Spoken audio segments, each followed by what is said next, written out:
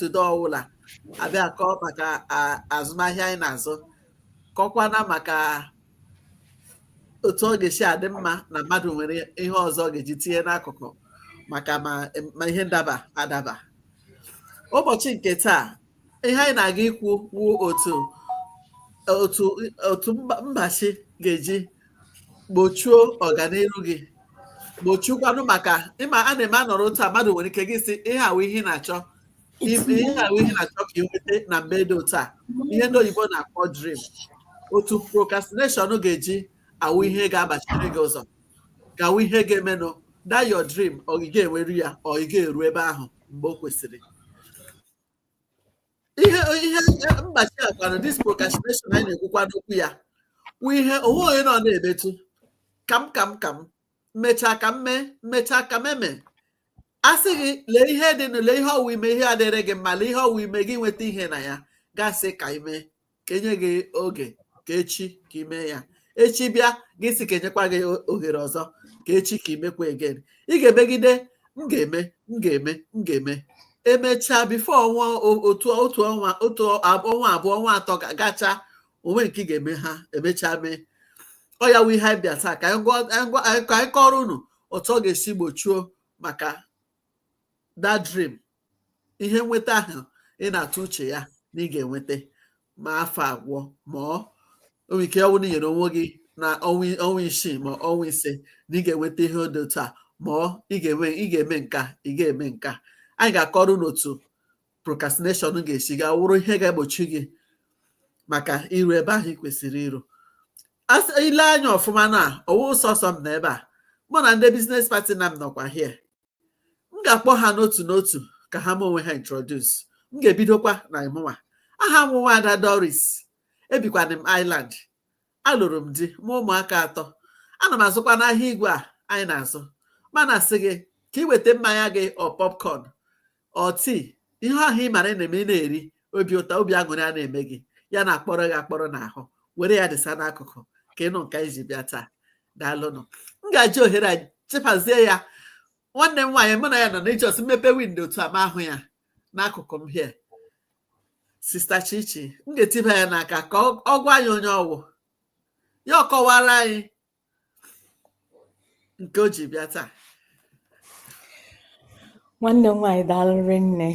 Sister Doris. Thank you so much for this opportunity. Thank you, everyone. Good morning, good afternoon, good evening, depending on your location. How are we all doing?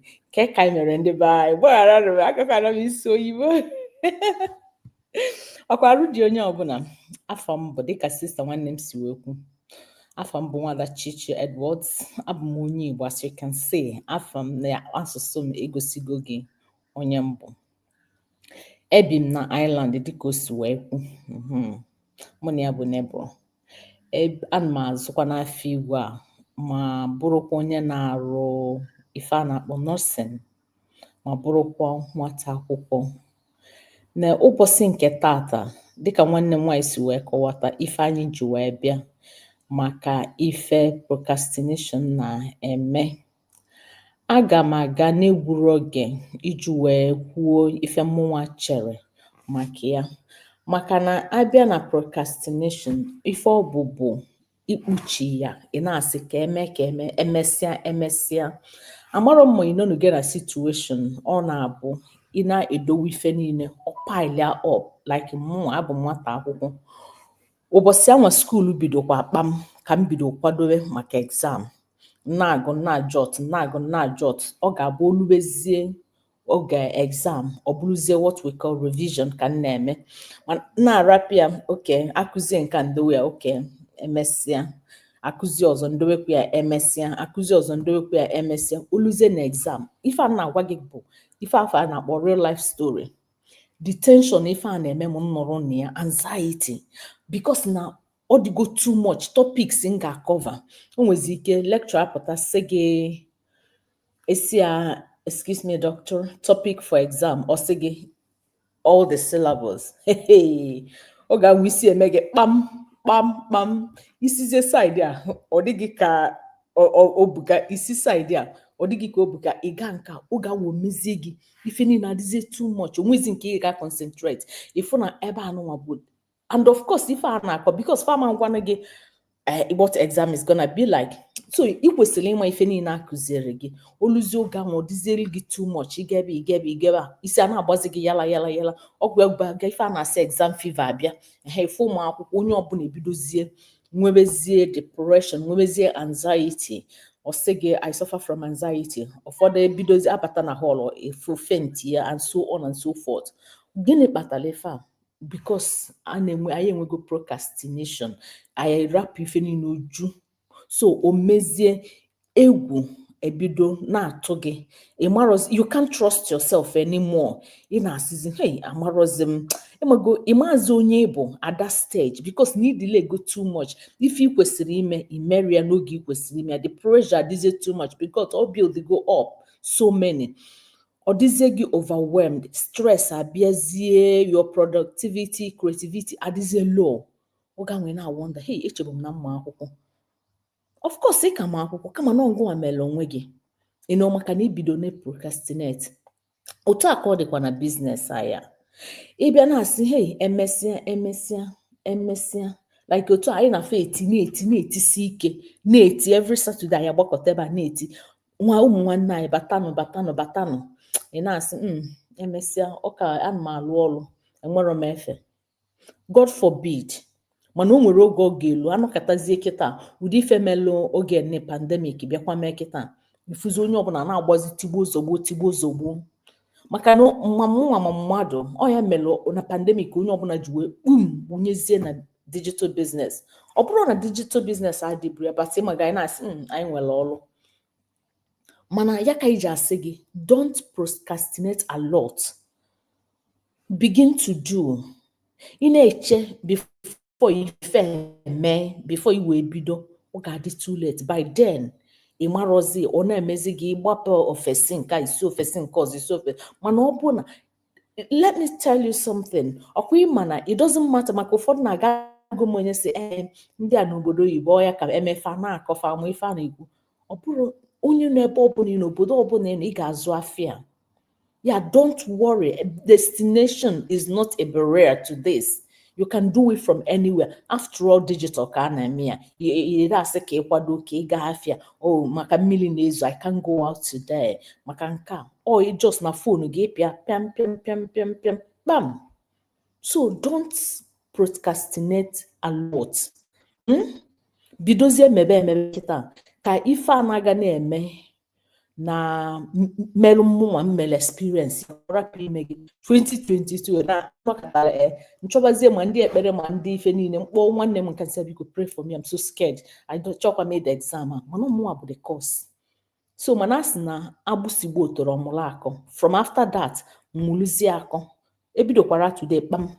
I don't care what anybody is saying bido that they prepare exam we can say exam ka bụle in 2 months don't worry because that 2 months will be film in where's efe maka Monday to Saturday dị busy so otu aka ọ dịkwa ekwekwana ka ọlụ mee gị kine procrastinate emekwana hey na aka m dị young once ilukwa 18 years nwanne ịdịrọzikwa young so ya ka nna asị biko ekwena ka ịda ụtụwazi onwe gị jụwa onwe gị hey or dịzie under so pressurized or so anxious because na ibidoro n'oge taa bụ gboo ndị Igbo na-azị ya n'afa taa gboo rapụkwa nke gasị it doesn't matter oge onye ji teta ọ bụrụ ụtụtụ ya ịnọgidezikwa ebe afọ so kụnyezienụ ka anyị mara ka ịgba mbọ daalụkwa m Chukwu gozie unu nwada ọ pịapụgo ya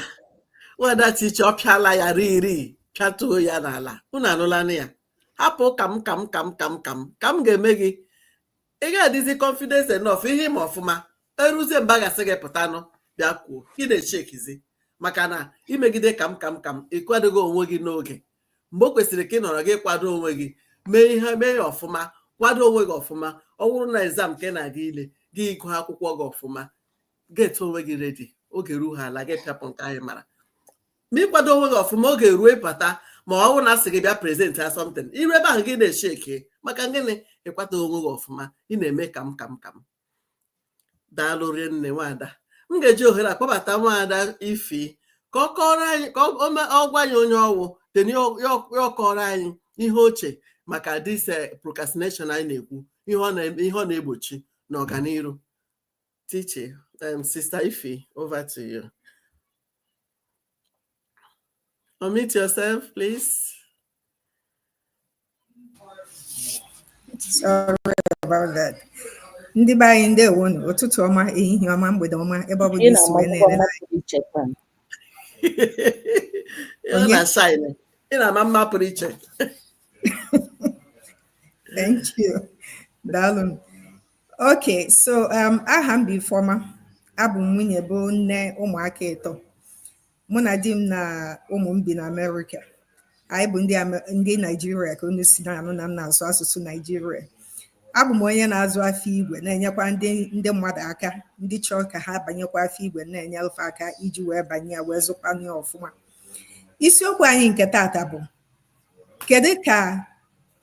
procrastination ya bụ nkwụghachi azụ ga-esi wee mee gị ịma nga n'iru.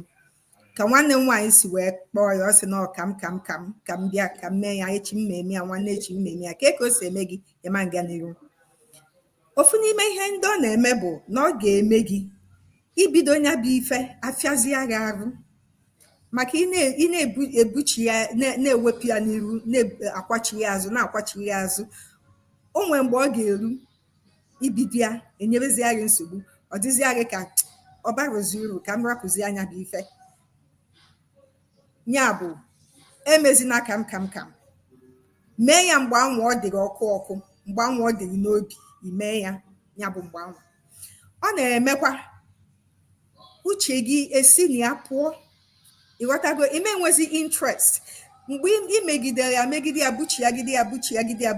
ya interest gị apụọ, ịma ndịzi motivated ime ya bụ ife. Ya echiche gị ama ndịzi ya ọma ndịzi gị ka ọ baa uru ka m rapụ kene ya bụ ife. Onwe adịrọ m sure na achọrọ m ime ya bụ ife. Ịfụ ọnya bụ kam anwa ị na-eme ya, ibido ya bụ ife afịa gị arụ, uche gị esi na ya pụọ. Ya bụ ọkụ ọ na-arụ ama ndịzi ebe anwa. Ụfọdụ oge o mee gị ichere maka onwe gị sị enwe m ike ime ife a dị ọkwanụ ka ife nwee ike ime. Ịdatụrazi onwe gị, ịma nwezi confidence in yourself na ị ga-enwe ike ime ya bụ ife. So ọ dị mma onwe ife batara n'obi ọ ifu opportunity mgbanwe rụọ gị ọkụ, mana ọ bụrụ na ị mere ya mgbanwe, ụmụ ife ndị a niile ekripube in, ọfịara gị arụ, iluzube interest, ịdaụtụbe onwe gị ma ife ị nwee ike ime ka ọ na ọ bụrụ ife ị nwee ike ime. And ị na-eme ya bụ ife ịfụ na ịma ndịzi interested, ime isi ya bụ opportunity because na ịnọ na-eche, ịnọ na-ebuchie ya azụ na-akwụ ya echi m ebido, nwanne echi m ebido, nwanne ya m ebido. Imegide ya bụ ife agbanarịghị ime emezi ya. And onye ọbụla na-eme ụdị omume anwa ada aga n'iru. N'eziokwu ka ọ bụrụ na ịbụ onye na-akwachi ya ife azụ na-eme mgbe eme ịma nga n'iru, maọbụ n'ime ndụ, maọbụ n'ụlọ ọlụrụ, maọbụ n'afọ ị na-azụ, maọbụ ife ọbụla ị na-eme. Procrastination bụ ajọ ife. Ọ na-egbu opportunities and ọ na-edobe gị ebe ịnọdụ ebe anwa, onwezi ife ị ga-emere onwe gị, onwezi uru ị ga-abara onwe gị, n'ọkwa na mark time everyday onwe ife pụta ị ga-eme ime ya. Ya bụ ụmụnne m, ọ dị m ọkụ, ọ dị m ọsịsọ ọ dị m ọsịsọ. A na-eme ka m gbaje ebe ụmụ m na-eje gba bọọlụ, ya ejebego late. Ya mma rapụ ya ebe a ka ụmụnne m kwutọpụzi ya nke fọ. Mana ife m chọrọ ikwu bụ biko rapụ kene kam rapụ mgbe mee ya bụ ife mgbanwe ọ batara n'obi. Ọ gwụsịa ya bụ na ịga n'iru. Onwe ife ọzọ ị na-eme ya bụ ife gbatara gị n'obi, kwụsị ife anwụ ị na-eme, nke anwụ ịma na ife ga-abara gị uru, ga-eme ka ị gaa n'iru mee ya bụ ife. Ịghọtago, emenesi mgbe m mụtasịrị ife gbasara ya, ọ mgbe m kpatasịrị ya bụ ego, ịma mkpatasị ya bụ ego, bido ya obere ị na-agawanye n'ihu na-abawanye ọ ka esi eme ya ichebe mgbe o zuru oke ka ị wee bido ya ịma na ị ka akwadoro daalụkwanụ daalụ rinne sista Ife igbubiela ya daalụ rinne unu anụla ihe o kwuru mgbe ị na-eme kam ọ ga-egbochiri gị ihe buru ibu ọ ga-eme gị ebe kwesịrị iru ị ga-eru ya unu ahụla ihe nwanne anyị nwaanyị kwuru ka anyị jide ya ebe ahụ ka m nyenu nwanne anyị nwaanyị wee sista Salome ka ọ gwa anyị ihe wuche nke ya ihe oche procrastination a ga-eme na ọganiru sista Salome ngwanụ anyị nọzi na Belgium ugbu a ọ wara gị ụmụnne m daalụkwanụ sista Doris daalụkwa maka ohere ọma nke nyere m n'ụbọchị nke taa igbo ndị ọma na-ege ntị ekelekwa m unu ụtụtụ ọma ehihie ọma mgbede ọma na mpaghara ụwa niile ebe nọ na-ekiri ya n'ụbọchị nke taa aha m wụ Salome Otis ọkwanụ m nne ụmụaka anọ m alụ ọrụ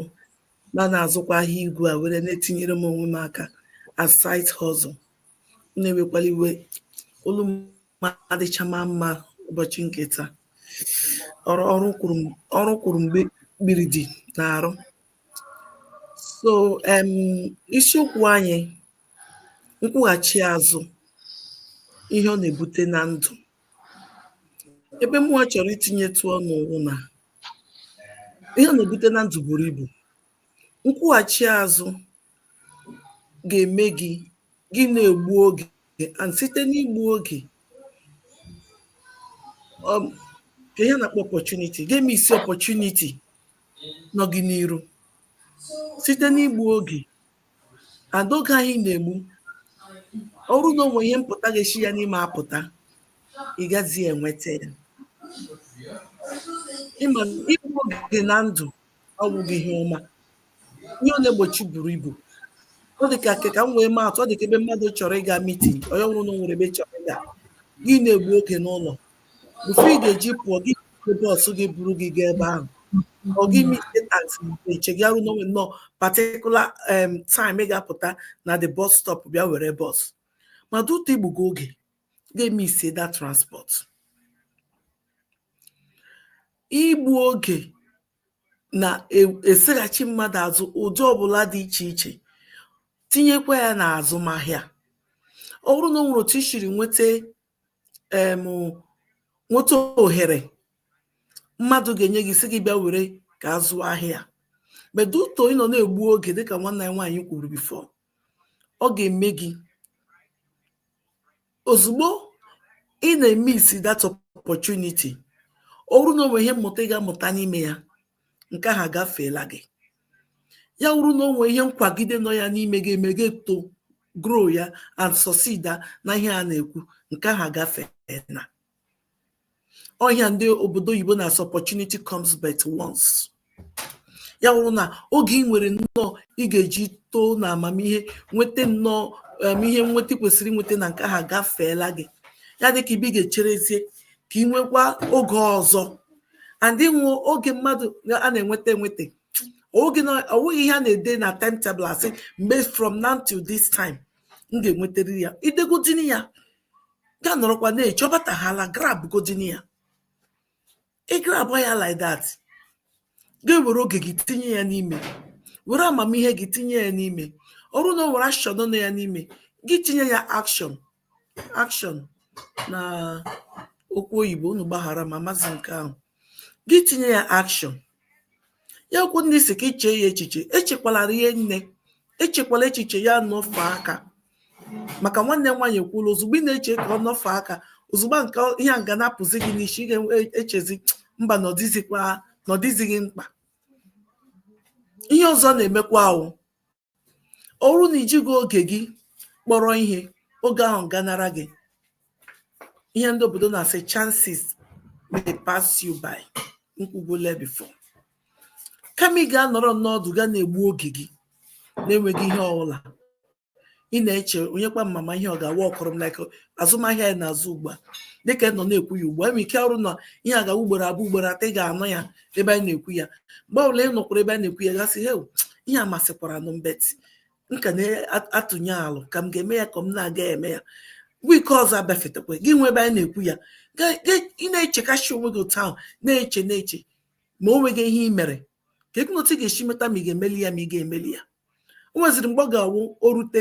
ịfụ anyị gasị oke ya know them ga-agafe mana ya wụrụ na ọrụ na ịkpọrọ ya ife bata na onwe ihe ị ga-amụtarịrị o nwere otu ihe na nke ọzọ ị ga-amụta ga-etinyere gị aka ka iwe reach your dream akota na-eshekwu ya ka iwe nweta ihe nweta nwere ike atụmatụ ị na-atụ otu ichiri ma planụ gị na-arọ ya nwere ike pụta ihe akara aka ga-apụta ihe ndị mmadụ ahụ ya n'ime onwe gị gị wee nwee obi dat ihe nke emetego m ya mana ọ bụrụ na ime gị ya nke ahụ agago. So kedu ihe m chọrọ ikwu? O nwere ike fịa alụ, o nwere ike ime onwe gị amaghị m otu m ga-esi eme. Nwanne m nwaanyị kwuru bifo ka m kwụkwa ya ọzọ bidogodi na nkeji bido n'obere obere iteka one step gị hụ otu ọ dị ọrụ na the step itekiri ọ dị mma you take another step otu nke ị ga-emegide nnọọ until ruo mgbe ị dị convinced that na ụmụnne m unu gbagharara m ndị village m achọtago m. So ụmụaka na akwụkwọ na ichekekwenye ọrụ na ihe dị gị na mma ị chọrọ ime egbuzila oge take action. Thank you so much. Ka m hapụ ebe a. Daalụ nne Nwaada Salome. Unu anụla ihe o kwuru na ihe a procrastination anyị na-ekwu ka anyị na-ekwu na ọ ga-egbochiri gị ihe buru ibu na ọ ga-eme gị ihe ndị o kwesịrị ka ime ị ga-eme ya. Ihe mụnwa chọrọ itinye ebe a wụ dis ka anyị na-ekwu ọ ga-ebute ụjọ ọ ga-ebutere gị ụjọ maka mgbe ị kwesịrị ime ihe ị ga-eme ime ya mgbe ahụ gị bịa na-atụzi ụjọ onye mara m ga-eme ha ma m ga-emeta ya ma ọ na m aga m emeta ya and ụjọ ahụ ga-emezi gị mgbe ị kwesịrị ibido ị ga-ebidozi mgbe ahụ maka na ị nwere ụjọ n'ahụ gị ịghọtara and ọ ga-emezie gị na adaụtụzi onwe gị ya bụrụ na ihe ị na-emebu gị datịwazi onwe gị maka gịnị mgbe o kwesịrị ka ime ya imegidele kam imee ya ụjọ abatazie gị n'ahụ maka ka ihe a kwuru ọ sị na ị were ụjọ bute ụzọ ka ihe na-eso ya ọ dị na-eso ya so kam a na-ebute ụjọ. Anyị ga-akwụsị ebe a onye ga-ahụkwa anyị again. M ga-eji ohere a na-ekele ndị na-ekiri anyị ndị ọbụla na-ekiri anyị na-asị nụ na-emeela bịa ọgwụkwanụ na ihe anyị nọ na-ekwukwa na ọdị gị mma gị na-asị kam maka ịbịaba ahịa anyị na-azụ ahịa igwe anyị na-azụ kwụsị ime ya ebe ahụ ị nọ na-ekiri anyị jos meere anyị ozi ebe ahụ si na uche gị dị ya hapụzie ya anyị ga-ewerezi ya from there gwazie gị ihe ị ga-eme ka ị nwere ike bido hapụ ị na-eme kam maka kam anyị na-eme ọ ga-egbochiri gị ihe buru ibu. Take action now. Emechaa ị ga-asị na imere ọfụma mee ya. Daalụ nụ rinne. Ị ga-ahụkwa anyị n'ụbọchị ụka ọzọ na-abịanụ. Bye bye nụ. Ndị be anyị daalụ nụ bye bye nụ. Egwekwana ka abịa mere na ngwere mere na ngwere enwere ọdụ. Egwekwana ka o mee gị. Yes.